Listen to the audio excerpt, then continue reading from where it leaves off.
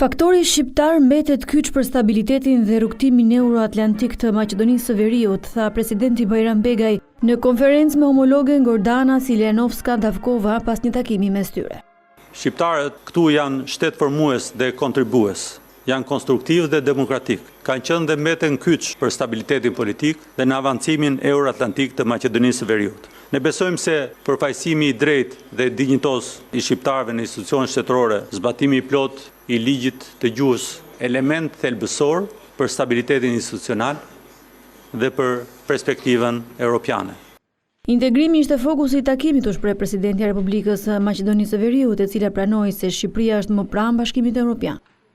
Me çfarë kemi bërë deri tani, ne meritojmë të jemi pjesë e grupit të shteteve të cilat do të zhvillojnë bisedime për antarësimin në Bashkimin Evropian. Dy presidentët veçuan nevojën për të thelluar bashkëpunimin politik, ekonomik dhe shoqëror mes dy vendeve. Korridori 8 është simbol i kësaj epoke të re bashkëpunimi, i cili kërkon bashkërendim politik, ekonomik dhe njerëzor.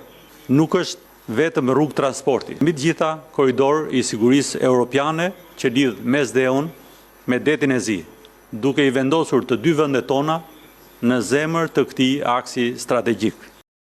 Duhet të lehtësojmë procedurat nëpërmjet bashkëpunimit tek kufitar. Shembull i mirë janë bashkëpunimi i drejtorive të përgjithshme doganore të dy shteteve tona, të cilat gjejnë zgjidhje për zhvillimin e papenguar të transportit, për shkak të bllokadës në pikëkalimin kufitar në Qafthan dhe Bllat. Në këtë dalje për mediat, dy krerët e shtetit u pyetën për ngritjen e kampeve të emigrantëve të palishëm në pustet të kundërshtuar nga banorët. Nuk është një çështje e cila domosdoshmërisht ka për efekt vendosjen e emigrantëve në pustet, apo është ndërtuar një kampus i tillë. Është një plan masash i marrë nga qeveria shqiptare në rast se do të ketë flukse migratore nga vendet të cilët presupozohet që do vinë.